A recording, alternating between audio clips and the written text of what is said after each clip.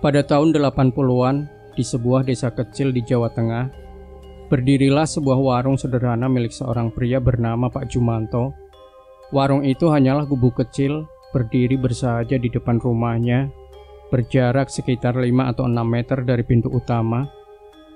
Meski tampak sederhana, warung itu menjadi pusat kehidupan sosial warga desa. Setiap hari, orang-orang datang untuk menikmati teh panas, kopi hitam pekat, gorengan hangat, dan nasi sederhana. Tidak hanya itu, warung tersebut juga memiliki sebuah papan karambol yang menjadi hiburan favorit, terutama bagi anak-anak muda yang mencari kesenangan sederhana di malam-malam yang sunyi. Kehidupan di desa itu damai, meski keterbatasan seperti ketiadaan listrik membuat malam-malamnya hanya diterangi lampu minyak. Suasana temaram dari lampu itu memberikan nuansa khas yang begitu melekat di ingatan. Warung ini beroperasi dengan sistem bergantian. Di pagi hingga siang hari, adiknya Pak Jumanto dan istrinya bertugas menjaga warung. Ketika sore menjelang, giliran Pak Jumanto dan istrinya mengambil alih, memastikan warung tetap buka hingga larut malam. Biasanya mereka baru menutup warung di sekitar tengah malam, atau bahkan lebih tergantung pada keramaian. Namun, di balik kesederhanaan aktivitas sehari-hari, warung ini menyimpan cerita-cerita aneh dan mistis yang sering membuat bulu kuduk meremang. Di antara banyak kisah yang beredar, ada satu pengalaman yang paling melekat dalam ingatan Pak Jumanto. Kisah ini sering ia ceritakan kembali kepada keluarganya, seolah menjadi pengingat akan hal-hal yang tidak bisa dijelaskan dengan nalar. Kejadian itu terjadi pada suatu malam Jumat. Bukan malam Jumat Kliwon, tetapi tetap ada sesuatu yang terasa berbeda. Sejak sore, desa yang biasanya dipenuhi dengan suara anak-anak bermain dan canda tawa penduduk mendadak sunyi tanpa alasan yang jelas. Aktivitas desa seakan terhenti lebih cepat dari biasanya. Anak-anak yang biasa bermain karambol atau berlarian di sekitar warung sudah masuk ke rumah masing-masing sejak pukul 7 malam. Bahkan suara adzan dari musola yang menggunakan aki terdengar datar, seakan kehilangan gema kehidupan yang biasa menyertainya. Malam itu membawa suasana ganjil yang membuat siapapun merasa tidak nyaman. Pak Jumanto duduk di bangku kayu tua di depan warungnya, memandang jalanan desa yang kosong melompong. Cahaya lampu minyak yang redup memantul samar di permukaan meja dan barang-barang warung. Hatinya diliputi perasaan gelisah yang tak bisa ia jelaskan. Sesekali ia menggumam pada dirinya sendiri, mencoba mencari alasan di balik kesunyian yang tidak wajar itu. "Kenapa malam ini sepi sekali?" ujarnya pelan, berusaha mengusir kegelisahan.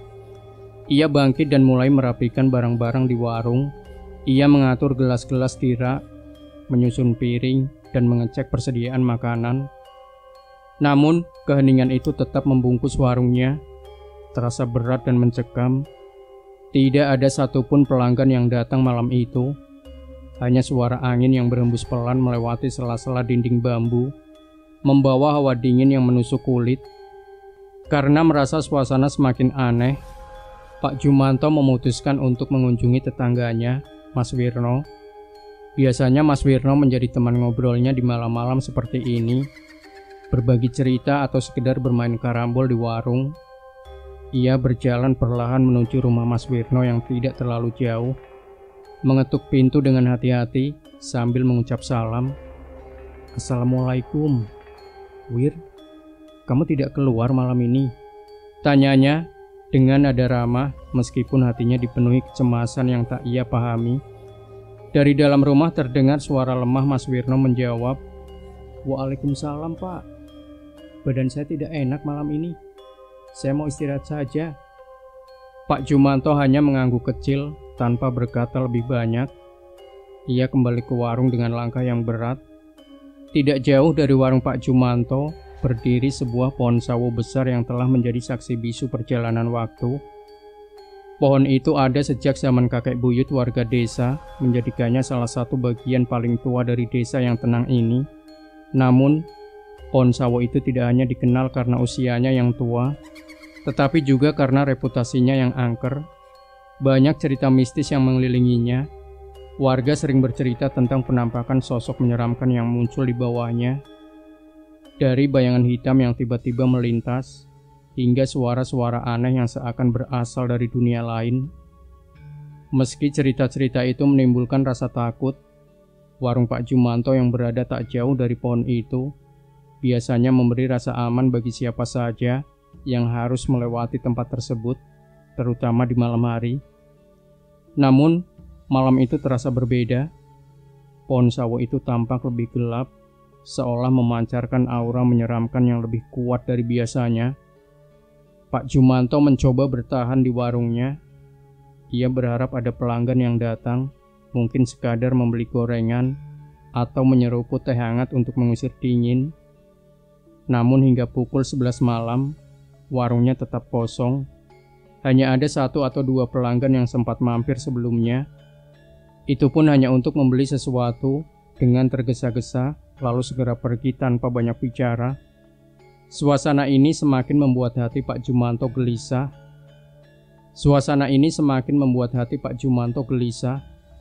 Ia mulai berpikir untuk menutup warung lebih awal, namun ada keraguan yang mengganjal. Biasanya, pedagang keliling yang pulang larut malam atau warga yang baru kembali dari perjalanan jauh akan mampir, dan Pak Jumanto tidak ingin mengecewakan mereka. Dengan perasaan enggan, ia memutuskan untuk tetap membuka warung. Duduk termenung di bangku kayu yang sudah mulai lapuk, ia memandang jalanan desa yang gelap, mencoba melawan rasa kantuk dan kegelisahan yang makin merayap. Di tengah lamunannya yang semakin dalam, tiba-tiba telinganya menangkap suara gemerincing samar dari kejauhan. Suara itu terdengar seperti lonceng kecil, diiringi suara langkah kuda yang berjalan perlahan.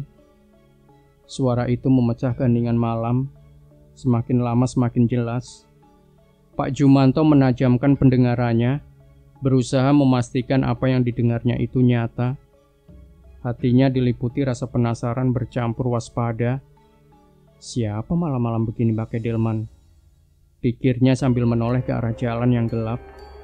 Beberapa saat kemudian, di kejauhan, ia melihat kilatan cahaya obor yang bergerak perlahan, semakin mendekat ke arah warungnya.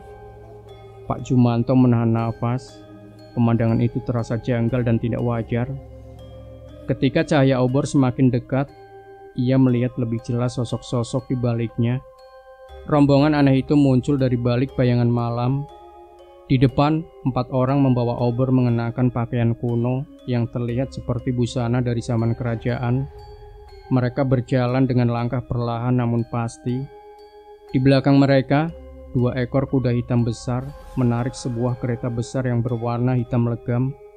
Kereta itu tampak kokoh dan penuh ornamen, dengan permukaan yang memantulkan cahaya obor, menciptakan kilauan samar. Pak Jumanto merasa bulu kuduknya meremang. Ia belum pernah melihat pemandangan seperti ini sebelumnya. Apalagi di desa kecil yang biasanya sunyi. Rombongan itu berhenti tepat di depan warungnya. Jantung Pak Jumanto berdegup kencang, dan ia berdiri dari bangkunya, mencoba melihat lebih jelas apa yang sebenarnya terjadi. Dari barisan belakang, seorang pria membuka pintu kereta dengan gerakan pelan, namun penuh kewibawaan. Dari dalam kereta itu muncul sosok seorang pria kurus dengan wajah pucat yang tampak mencolok di bawah cahaya obor. Yang membuat Pak Jumanto terkejut bukan hanya penampilannya, tetapi juga cara pria itu turun dari kereta. Ia tidak berdiri seperti orang biasa, melainkan duduk bersila dengan kaki yang, tampak cacat dan tidak bergerak. 2 orang ajutannya dengan sigap membantu pria itu turun mengangkat tubuhnya. Dengan penuh kehati-hatian, pemandangan itu membuat Pak Jumanto terpaku, antara takut dan perasaan tidak tahu apa yang harus ia lakukan. Pak Jumanto berdiri mematung di depan warungnya, mencoba mencerna pemandangan yang baru saja terjadi di depan matanya. Rombongan yang baru saja berhenti di warungnya begitu asing bagi desa kecil yang jarang disinggahi orang luar. Aura mereka memancarkan sesuatu yang sulit dijelaskan, menekan dan penuh kekuatan. Tubuh Pak Jumanto gemetar, bukan karena hawa dingin malam, melainkan rasa takut bercampur penasaran yang terus menghantui pikirannya. Ia belum pernah melihat sosok seperti pria kurus itu, apalagi dengan cara bergerak yang aneh. Pria itu tidak berjalan seperti manusia pada umumnya, melainkan menyeret tubuhnya menggunakan kedua tangan, merayap seperti ngesot menuju warung. Ketika pria itu sampai di depan warung, ia berhenti. Pandangan matanya yang kosong namun tajam tertuju langsung pada Pak Jumanto, membuat nafas pria itu tercekat sejenak. "Permisi." Suara pria itu terdengar pelan. Pak Jumanto mencoba merespon meski suaranya terdengar gemetar. "Iya, apa ada yang bisa saya bantu, Mas?" tanyanya, mencoba bersikap ramah, meskipun hatinya dipenuhi rasa takut yang sulit ia kendalikan. Pria kurus itu mengangguk kecil, lalu berkata dengan nada yang dingin namun penuh arti, "Di mana sawo matang itu?" Pak Jumanto terdiam, merasa kebingungan dengan pertanyaan yang terdengar ganjil itu. "Sawo matang?" batinnya bertanya-tanya. Istilah itu bisa merujuk pada banyak hal, tetapi ia tidak bisa menemukan makna yang jelas dari pertanyaan tersebut. Namun, pikirannya segera tertuju pada satu hal, pohon sawo besar yang berdiri di depan kebun tidak jauh dari warungnya. Dengan ragu-ragu ia mencoba menjawab, "Oh, pohon sawo itu ya, Mas. Kalau pohon sawo besar, tinggal lurus sedikit lagi. Ada di pinggir jalan dekat kebun." Pria itu mendengarkan dengan ekspresi datar, tanpa menunjukkan emosi sedikit pun. Ia mengangguk perlahan dan berkata singkat, "Terima kasih." Setelah itu, ia memberi isyarat kepada dua ajutannya. Kedua pria yang sebelumnya membantunya turun dari kereta, ini dengan sigap kembali mengangkat tubuhnya dan membawanya masuk ke dalam kereta. Pintu kereta tertutup perlahan, menghasilkan bunyi samar yang terdengar jelas di tengah keheningan. Ketika rombongan itu mulai bergerak lagi, suasana kembali sunyi. Hanya suara langkah kuda dan gemerincing lonceng yang terdengar, memecah keheningan malam yang terasa semakin berani. Pak Jumanto berdiri terpaku di tempatnya. Matanya mengikuti rombongan itu yang perlahan berjalan menunjuk pohon sawo besar di depan sana. Hatinya diliputi rasa ingin tahu yang besar, bercampur dengan ketakutan yang sulit ia kendalikan. Ada sesuatu yang tidak wajar tentang rombongan itu, terutama tentang sosok pria kurus yang berbicara padanya. Ia tetap diam di tempat, memperhatikan setiap langkah rombongan itu, hingga akhirnya mereka berhenti di bawah pohon sawo yang gelap dan angker. Dari kejauhan, Pak Jumanto bisa melihat cahaya obor mereka menyorot ke arah batang pohon sawo besar, menciptakan bayangan yang bergerak-gerak seiring dengan gerakan api.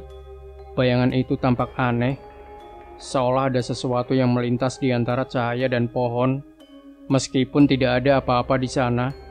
Pak Jumanto merasakan bulu kuduknya berdiri saat melihat salah satu ajudan kembali membuka pintu kereta dengan perlahan.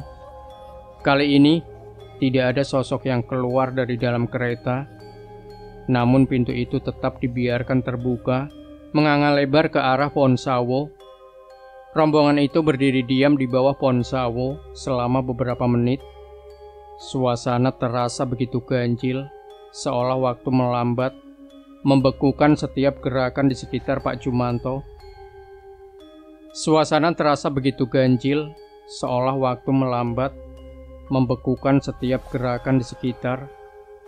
Pak Jumanto yang masih berdiri di depan warung tidak bisa melepaskan pandangan dari pemandangan tersebut. Dia merasa ada sesuatu yang tidak beres, tetapi ia tidak berani mendekat. Cahaya obor yang sebelumnya menari-nari, kini tampak redup, hampir menghilang, menyatu dengan bayangan pohon yang semakin gelap. Di tengah ketegangan itu, sesuatu yang tak terduga terjadi. Satu persatu dari anggota rombongan itu mulai berjalan ke arah pohon sawo. Awalnya Pak Jumanto berpikir mereka hanya akan mengelilingi pohon atau berhenti di bawahnya. Namun, Yang ia saksikan benar-benar di luar nalar, bukannya berbelok atau berhenti. Mereka justru berjalan lurus ke arah batang pohon. Tubuh mereka perlahan menyatu dengan batang pohon itu, seperti menembus permukaannya, satu persatu menghilang, seakan pohon-pohon itu adalah pintu ke dimensi lain. Pak Jumanto tertegun, matanya tidak bisa berpaling dari pemandangan aneh itu. Ia mencoba mencari logika, tetapi tidak ada yang masuk akal. Ketika anggota terakhir dari rombongan itu menghilang ke dalam pohon, kereta kuda besar yang sebelumnya diam di tempat mulai bergerak maju. Suara gemerincing lonceng kuda terdengar pelan, semakin mengecil hingga lenyap. Ketika kereta itu juga menyatu dengan batang pohon, menghilang tanpa meninggalkan jejak. Tubuh Pak Jumanto terasa kaku. Jantungnya berdetak begitu kencang, hingga ia merasa sulit bernapas. Mulutnya terbuka tanpa suara, hanya kumaman pelan yang berhasil keluar. Astagfirullah, apa yang barusan aku lihat? Tangannya yang gemetar mencari pegangan, matanya masih terpaku pada pohon sawo besar itu yang kini tampak seperti pohon biasa, seolah-olah tidak pernah terjadi apa-apa. Namun, sebelum Pak Jumanto bisa memahami apa yang baru saja ia saksikan, suasana di sekitar yang mendadak berubah. Hawa dingin yang menusuk tulang tiba-tiba lenyap, digantikan oleh kehangatan yang terasa aneh, tidak alami. Dari arah warungnya ia mendengar suara ramai yang sangat familiar. Tawa riang, suara denting karambol dan percakapan pelanggan. Pak Jumanto langsung menoleh ke arah warung.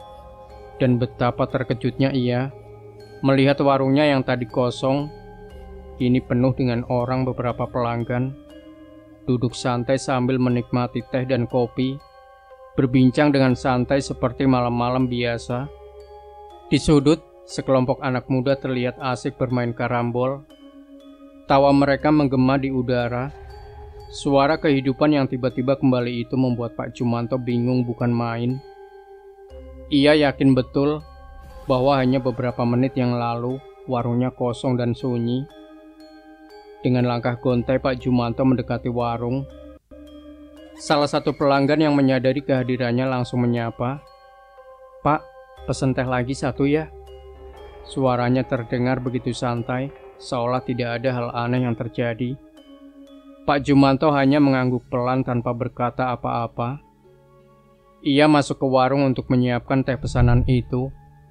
Meskipun pikirannya masih berputar, mencoba mencerna apa yang sebenarnya terjadi. Ketika ia kembali ke pelanggan itu dengan teh di tangannya, ia memberanikan diri bertanya, meski suaranya terdengar gemetar. "Kalian dari kapan di sini?" Pelanggan itu menatapnya dengan bingung, lalu menjawab santai, "Dari tadi, Pak." "Memangnya kenapa?" Jawaban itu membuat Pak Jumanto semakin kebingungan.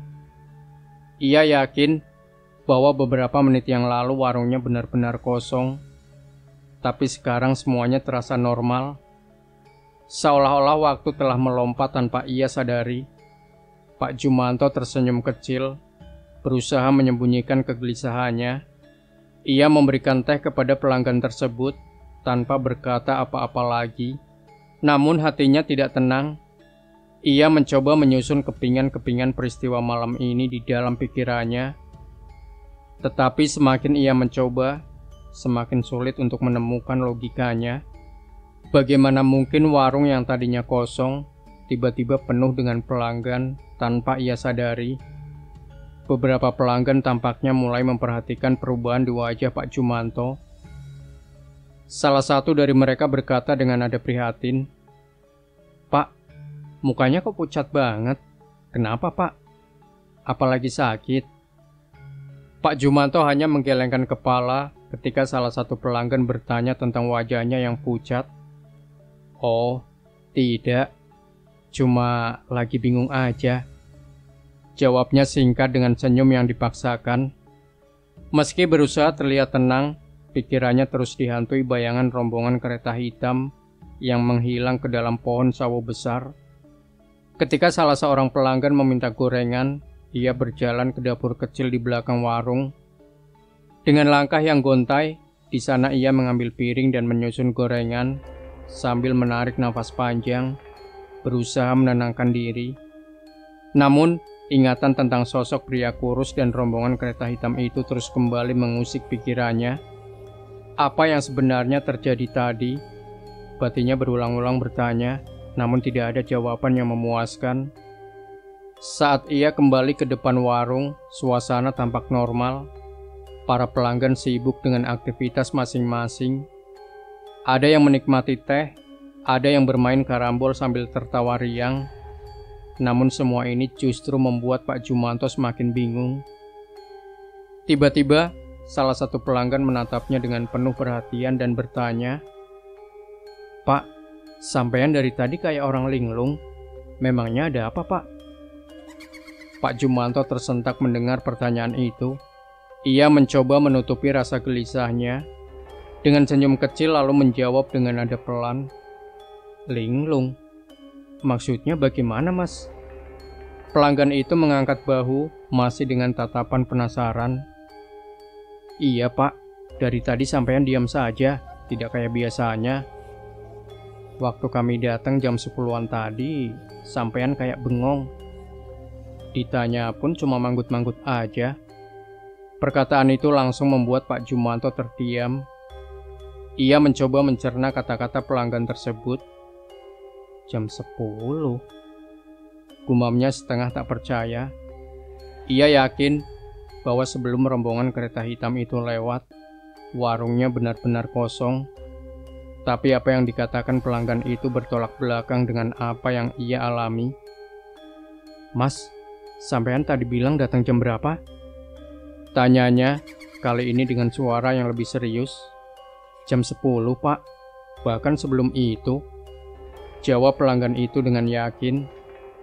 "Kami di sini sudah main karambol lama. Masa sampean lupa?" Pak Jumanto merasa kepalanya berputar.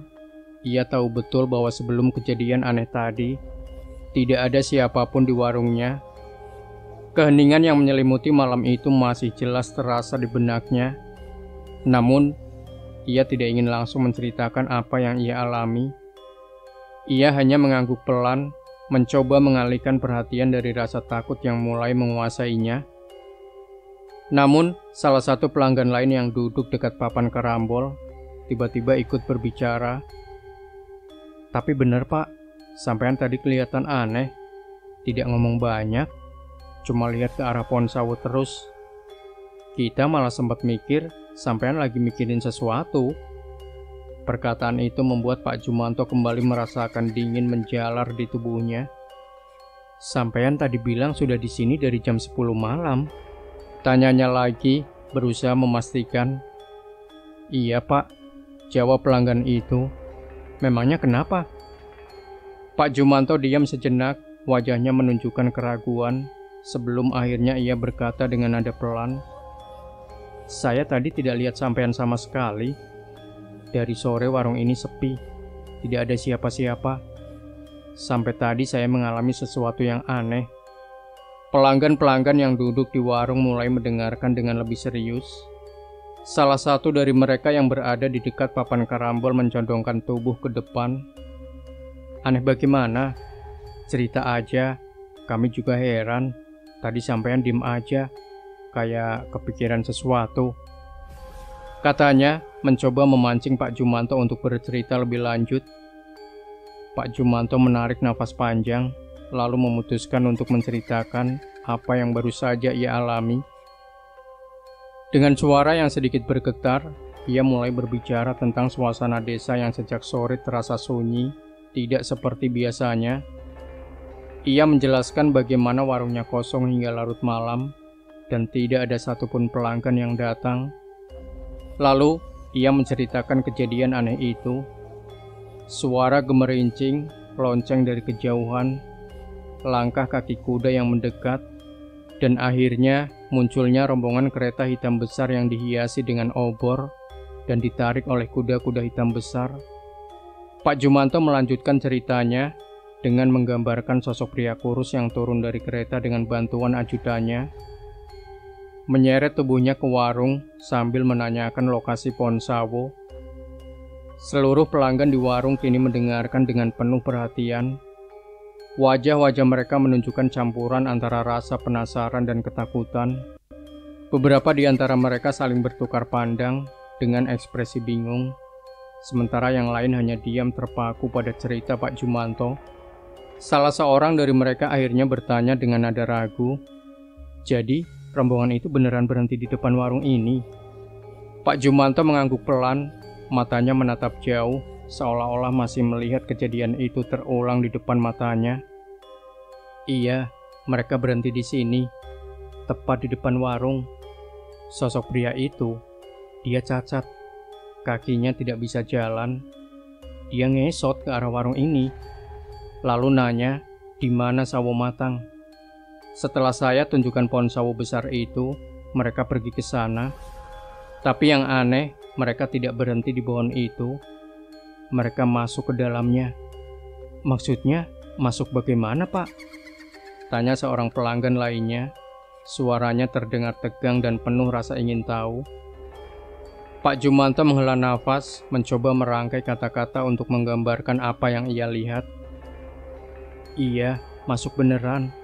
Menembus batang pohon sawo itu, kayak orang masuk ke dalam pintu. Mereka tidak berbelok, tidak berhenti, langsung lurus. Satu persatu dari mereka menghilang di dalam pohon. Bahkan kereta hitam besar itu juga ikut masuk." Ucapan Pak Jumanto membuat suasana di warung mendadak sunyi. Tidak ada suara percakapan atau tawa yang sebelumnya memenuhi ruangan. Para pelanggan tampak gelisah. Beberapa dari mereka menundukkan kepala, sementara yang lain memandang ke arah pohon sawo yang sama terlihat dari warung. Salah seorang akhirnya memecahkan keheningan. "Pak, sampean yakin tidak salah lihat? Ini kan sudah malam. Mungkin bayangan atau halusinasi aja." Pak Jumanto menggeleng dengan tegas, matanya menatap pelanggan itu. "Saya tahu, apa yang saya lihat itu bukan halusinasi." Suara kerincingan lonceng kuda mereka jelas. Cahaya obor mereka juga terang. Bahkan saya bisa lihat kereta itu, besar, hitam, dengan ornamen-ornamen di tubuhnya. Ini bukan mimpi. Dan pelanggan-pelanggan itu saling pandang lagi. Ekspresi mereka berubah dari sekadar bingung menjadi khawatir. Salah satu dari mereka, seorang pria paruh baya dengan wajah serius, bergumam lirih, "Pohon sawo itu memang angker, Pak. Dari dulu udah banyak yang bilang begitu. Tapi kalau sampai ada kereta kuda masuk ke dalamnya, itu serem banget." Pak Jumanto mengangguk pelan, meski hatinya masih diliputi kegelisahan. Ia tahu cerita-cerita tentang pohon sawo besar di kampungnya bukan hal baru. Sejak kecil, ia sering mendengar kisah mistis tentang pohon itu, dari penampakan hingga suara-suara aneh yang mengganggu malam. Namun, mendengar cerita adalah satu hal, sementara mengalaminya langsung adalah hal lain. Perasaan takut bercampur penasaran terus mengusiknya, membuat ia merasa perlu berbicara dengan seseorang yang lebih paham soal hal-hal mistis. Barangkali tetua desa atau seseorang yang dianggap bijak. Salah satu pelanggan mencoba menenangkan suasana yang terasa semakin berat. "Sudahlah, Pak. Mungkin ini cuma kejadian sekali aja. Semoga tidak terulang lagi.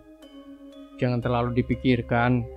Nanti malah bikin sakit," katanya, mencoba mencairkan ketegangan.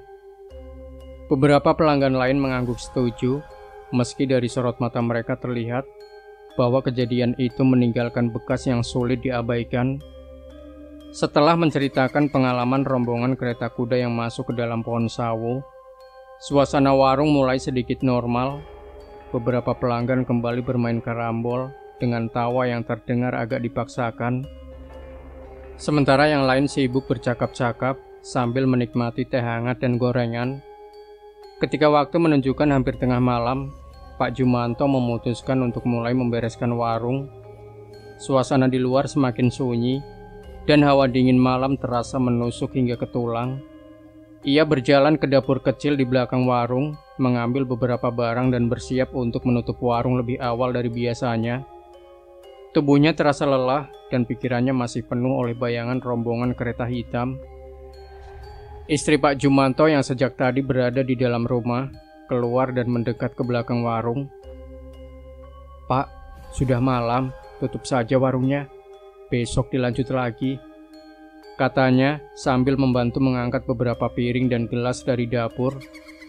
Pak Jumanto mengangguk. "Iya Bu, sebentar lagi selesai. Ini saya mau beres-beres dulu," jawabnya singkat, meski dalam hati ia merasa ragu-ragu. Istrinya tersenyum kecil, lalu mulai merapikan barang-barang di dapur. Setelah selesai, ia berjalan ke depan warung untuk menyapa para pelanggan yang masih ada, memastikan mereka segera menyelesaikan aktivitasnya, karena warung akan segera ditutup. Namun, sesampainya di depan, istri Pak Jumanto tertegun. Pandangannya menyapu meja-meja warung yang kosong. Tidak ada seorang pun pelanggan di sana. Suasana yang tadi terasa ramai dan hangat, kini berubah menjadi hening dan dingin. Gelas-gelas teh yang tadinya disuguhkan masih terisi penuh. Tidak ada yang tersentuh. Piring-piring gorengan yang disiapkan pun tetap utuh. Semua seolah-olah tidak pernah ada aktivitas di sana. "Pak, kok tidak ada siapa-siapa di depan?" serunya memanggil suaminya dengan nada cemas. Pak Jumanto yang masih berada di dapur terkejut mendengar seruan istrinya. Dengan tergesa-gesa ia berlari ke dalam untuk melihat apa yang terjadi. Ketika ia sampai di depan warung, pandangannya langsung membeku. Meja-meja yang tadinya dipenuhi pelanggan, kini kosong melompong. Tidak ada satupun tanda-tanda bahwa warungnya tadi ramai. Bahkan papan karambol yang sebelumnya dimainkan, kini tampak bersih dan sunyi. Pak Jumanto berjalan perlahan ke arah meja-meja itu. Matanya memeriksa setiap gelas dan piring. Gelas-gelas teh yang seharusnya sudah kosong masih utuh dengan isinya. Gorengan yang ia suguhkan tadi juga tetap ada di piring, tidak tersentuh sama sekali. Napasnya terasa berat dan tubuhnya mulai gemetar. "Bu, ini tadi mereka ada di sini, Bu. Rame kok. Mereka makan, minum, main karambol.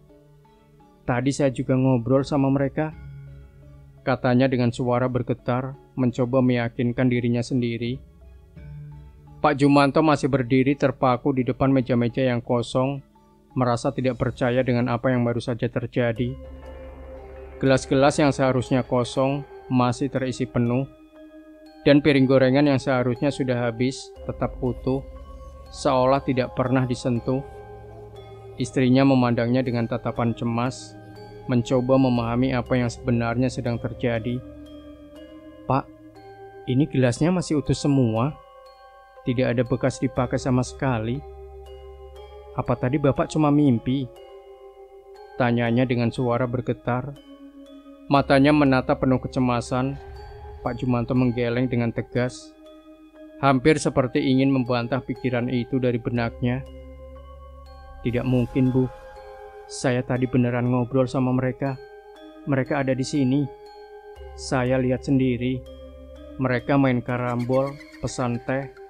Semuanya nyata," jawabnya, suaranya terdengar putus asa. Istrinya menarik napas panjang, mencoba menenangkan diri, meski perasaan takut sudah mulai merayap. "Pak, kita tutup aja warungnya. Tidak usah dibahas lagi.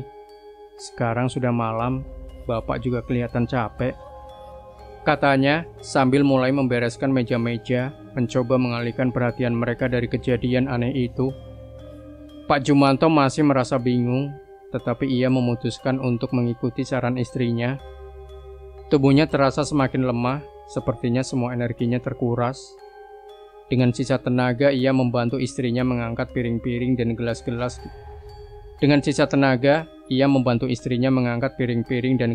Ke dapur kecil di belakang warung. Sesekali mereka bertukar pandang, tetapi tidak ada satupun yang berani berbicara lebih jauh. Setelah semua meja dan kursi disusun kembali dengan rapi, mereka menutup pintu warung dan memastikan semuanya terkunci. Ketika mereka masuk ke dalam rumah, suasana terasa begitu berat. Pak Jumanto duduk di ruang tengah, mencoba mengatur nafas dan menenangkan pikirannya. Namun, tiba-tiba ia merasa ada sensasi panas di punggungnya, seperti terbakar. Ia melepas bajunya dengan tergesa-gesa dan memanggil istrinya. "Bu, tolong lihat punggung saya, ada apa ya? Kok rasanya panas banget?" Istrinya mendekat dan memeriksa ke punggung suaminya. Ia terkejut bukan main ketika melihat tanda besar di punggung Pak Jumanto. "Pak, di punggungmu ada cap tangan. Bentuknya jelas ini telapak tangan, tapi warnanya gelap, kayak lebam." Katanya panik, tangannya gemetar saat menyentuh tanda itu. Pak Jumanto meringis sedikit, tetapi rasa sakit itu lebih seperti panas menyengat. "Sakit tidak?" tanya istrinya dengan cemas. Pak Jumanto menggeleng pelan. "Tidak sakit, Bu. Cuma panas. Panas banget." Dengan perasaan cemas, istrinya segera mengambil minyak kayu putih dan mulai mengusap punggungnya. Namun, semakin lama ia mengusap tanda itu, bukannya memudar. Sebaliknya, bentuk telapak tangan hitam itu malah semakin jelas, seolah-olah baru saja dicap di kulitnya. Jari-jari tangan itu panjang, tidak wajar, dan terlihat begitu menyeramkan. Istrinya mulai menangis, tidak mampu menyembunyikan ketakutannya lagi. "Pak, ini tidak beres. Kita harus panggil orang pintar. Ini bukan tanda biasa," katanya dengan suara gemetar, hampir seperti berbisik. Pak Jumanto hanya mengangguk lemah, tubuhnya terasa semakin tak bertenaga, dan rasa panas di punggungnya semakin menjalar. Ia berbaring di ruang tengah, mencoba menenangkan diri. Sementara istrinya segera pergi memanggil tetua kampung yang dikenal sebagai dukun atau orang pintar. Tak lama kemudian, istrinya kembali bersama seorang pria tua bernama Mbah Man. Ia membawa tas anyaman kecil yang di dalamnya terdapat berbagai ramuan, dupa dan beberapa benda yang tampak seperti jimat. Mbah Man menatap Pak Jumanto dengan serius, lalu meminta istrinya menyiapkan air dan tikar untuk memulai ritual sederhana. "Pak Jumanto, coba tenangkan diri. Saya akan coba lihat apa yang sebenarnya terjadi," katanya sambil mengeluarkan dupa dari tasnya dan menyalakannya. Asapnya mulai mengepul memenuhi ruangan dengan aroma menyengat. Dengan tatapan tajam, Mbah Man memandangi Pak Jumanto yang berbaring lemas di atas tikar. Suasana ruangan itu dipenuhi aroma dupa yang mulai menyesakan. Namun aura yang lebih mencekam datang dari kata-kata yang keluar dari mulut Mbah Man. "Cap tangan ini bukan sembarang tanda," katanya dengan suara rendah dan penuh kewibawaan. "Ini jejak dari makhluk yang bukan berasal dari dunia kita. Tadi malam ada sesuatu yang mengikuti sampean." Pak Jumanto menggigil mendengar penjelasan itu, merasa tubuhnya semakin dingin, bukan karena hawa malam, tetapi karena rasa takut yang merambat cepat ke seluruh tubuhnya. Dengan suara pelan ia mulai menceritakan semua yang ia alami. Dari rombongan kereta hitam yang muncul dengan suasana ganjil, sosok pria kurus yang menyeret tubuhnya menuju warung, hingga para pelanggan yang tiba-tiba menghilang tanpa jejak. Setiap kata yang ia ucapkan terasa semakin berat, seolah-olah menghidupkan kembali bayangan mencekam dari malam sebelumnya. Mbah Man mendengarkan dengan tenang, sesekali menganggukkan kepala. Matanya tetap tertuju pada Pak Jumanto, namun raut wajahnya menunjukkan sesuatu yang serius. Setelah cerita Pak Jumanto selesai, ia menarik napas panjang dan berkata dengan nada penuh keyakinan, "Rombongan itu bukan manusia. Mereka penghuni lain dari desa ini, tapi dari alam yang berbeda. Pohon sawo besar di depan warung sampean adalah gerbang mereka." Ucapan itu membuat istri Pak Jumanto tersentak. Ia menjerit kecil menutup mulutnya dengan kedua tangan sambil menatap suaminya dengan tatapan penuh kecemasan. "Terus, bagaimana nasib suami saya, Mbah?" Ditanyanya dengan suara bergetar. Air mata mulai menggenang di matanya. Bahman tidak langsung menjawab. Ia mengeluarkan sebotol kecil minyak wangi berwarna kuning pucat dari dalam tas anyamannya, lalu mulai membaca doa dengan suara pelan, hampir seperti gumaman. Dengan hati-hati ia menuangkan beberapa tetes minyak itu ke telapak tangannya, lalu mengusapkannya ke kedua tangannya hingga merata. Setelah itu, ia menepuk punggung Pak Jumanto dengan lembut, tepat di tempat cap tangan hitam itu berada. Ketika tangan Bahman menyentuh kulitnya, Pak Jumanto merasa sensasi panas yang membakar di punggungnya mulai mereda, digantikan oleh rasa dingin yang menenangkan. Ia menghela nafas panjang, seolah-olah beban yang menghimpit tubuhnya perlahan mulai terangkat. Setelah selesai, Bahman menaburkan garam di sudut-sudut rumah, menciptakan lingkaran kecil di depan pintu dan jendela, lalu memberikan segelas air yang telah ia doakan kepada Pak Jumanto. "Minum ini dan istirahatlah," katanya dengan nada tegas. "Besok pagi cap itu akan hilang. Tapi ingat, jangan pernah meremehkan malam seperti ini lagi. Pohon sawo itu bukan sekedar pohon biasa. Jangan biarkan warung sampean buka terlalu larut malam. Jangan biarkan warung sampean buka terlalu larut malam di hari-hari tertentu. Ada waktu di mana dunia mereka lebih dekat dari biasanya." Pak Jumanto menurut. Ia meminum air itu hingga habis, lalu berbaring dengan tubuh yang masih lemah. Meski rasa panas di punggung yang berangsur hilang, pikirannya tetap diliputi bayangan tentang kejadian malam itu.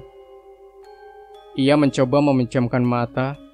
Keesokan paginya, seperti yang dikatakan Bahman, cap tangan hitam di punggungnya mulai memudar, menyisakan hanya sedikit bayangan samar yang perlahan hilang di siang hari. Namun, pengalaman itu meninggalkan bekas yang mendalam di hati dan pikirannya. Pak Jumanto memastikan untuk selalu menutup warung lebih awal, terutama di malam-malam tertentu, yang menurut Bahman adalah malam mereka. Selama bertahun-tahun kejadian itu menjadi salah satu cerita yang sering ia ceritakan kepada anak-anaknya, termasuk Mas Hardi. Cerita itu disampaikan bukan hanya sebagai pengingat akan sesuatu yang pernah terjadi, tetapi juga sebagai peringatan untuk tidak meremehkan apa yang tidak terlihat.